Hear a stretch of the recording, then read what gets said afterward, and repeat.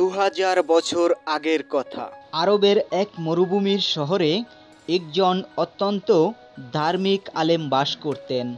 তিনি নামাজ, রোজা, ইবাদত আর মানুষের সেবা করেই জীবন কাটাতেন। শহরের সবাই তাকে সম্মান করত। একদিন ভোরে তিনি মসজিদে ফজরের নামাজ শেষ করে বাড়ি ফিরছিলেন। পথে হঠাৎ এক যুবকের সাথে দেখা হলো। যুবকটি দেখতে খুবই শান্তশিষ্ট, তার কথাগুলো বেশ মিষ্টি। আলেম সাহেবের ভালো লাগলো এবং তাকে সঙ্গে নিয়ে হাঁটতে লাগলেন। পথে এক সময় তারা একটা কূপের পাশে পৌঁছলেন। দেখলো একটি ছেলে কূপ থেকে পানি তুলছে। তখন যুবক লোকটি আলেমকে রেখে একটু দূরে চলে গেল। হঠাৎ ছেলেটি কূপে পড়ে গেল। খবর চলে এলো যে একজন লোক কূপে পড়ে মারা গেছে। আলেম সাহেবের ব্যাপারটি আশ্চর্য মনে হলো। ঘটনাটির পরপরই সেই যুবক আবার আলেমের পাশে এসে দাঁড়ালো।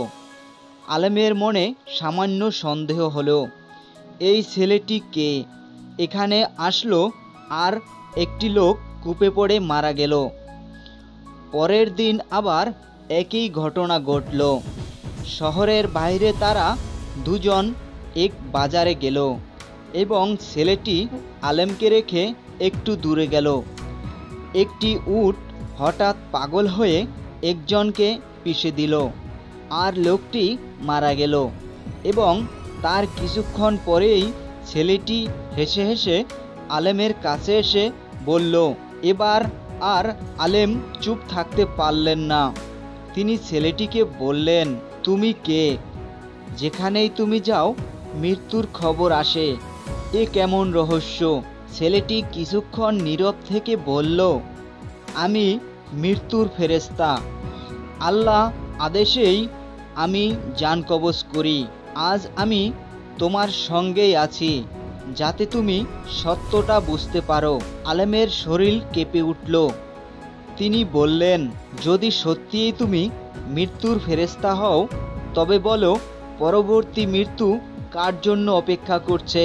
ফেরেশতা বলল, তোমার প্রিয় ছাত্র যে প্রতিদিন তোমার কাছ থেকে কুরআন শিখে। আজ বিকেলেই তার মৃত্যু হবে এবং তার মৃত্যুর কারণ হবে তুমি নিজেই। এ কথা শুনে আলেম আতঙ্কিত হয়ে উঠলেন। তিনি ভাবলেন, ছাত্রের কাছে না গেলেই ছাত্র বেঁচে যাবে।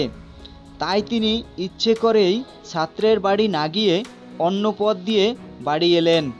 কিন্তু ভাগ্যের খেলা কখনো মোছা যায় না। সন্ধ্যায় ছাত্র নিজেই দৌড়ে এসে আলেমের সঙ্গে দেখা করল। আনন্দে আলেমকে জড়িয়ে ধরল। কিন্তু দীর্ঘক্ষণ দৌড়ানোর কারণে হঠাৎ তার শ্বাস বন্ধ হয়ে গেল এবং সেখানেই মারা গেল। আলেম ভেঙে পড়লেন। মৃত্যুর ফেরেশতা তখন বললেন, দেখো, পালিয়ে থেকেও তুমি তার মৃত্যুর কারণ হলে। ভাগ্যের লেখা কেউ মুছতে পারে না। এই ঘটনার পর থেকে আলেম বুঝতে পারলেন যে মৃত্যু থেকে পালানোর চেষ্টা অর্থহীন।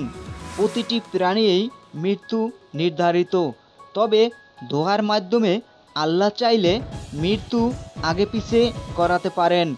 তাই আলেম সাহেব নিজের বাকি জীবন মানুষের একটি শিক্ষা দিতে লাগলেন। ভাগ্য থেকে পালানো যায় না। যার ভাগ্যে যা লেখা আছে তাই হবে, কিন্তু সৎকর্ম আর দোয়ার মাধ্যমে আল্লাহর রহমত লাভ করা যায়। ভিডিওটি ভালো লাগলে ভিডিওটিতে লাইক করে দিন, চ্যানেলটিকে সাবস্ক্রাইব করে ঘন্টা বাটন অল বাজিয়ে দিন এবং কমেন্ট করে মতামত জানিয়ে দিন। বন্ধুরা, এই ভিডিওটি সম্পূর্ণ ইসলামিক নীতি অনুযায়ী তৈরি করা হয়েছে। এখানে বলা হয়েছে আল্লাহ পাক যার যেখানে যখন মৃত্যু লিখে রাখছেন সেখানেই মৃত্যু হবে। সে যতই চেষ্টা করুক পালানোর কোনো তার উপায় থাকবে না। ধন্যবাদ, ভালো থাকবেন, সুস্থ থাকবেন। আল্লাহ হাফেজ।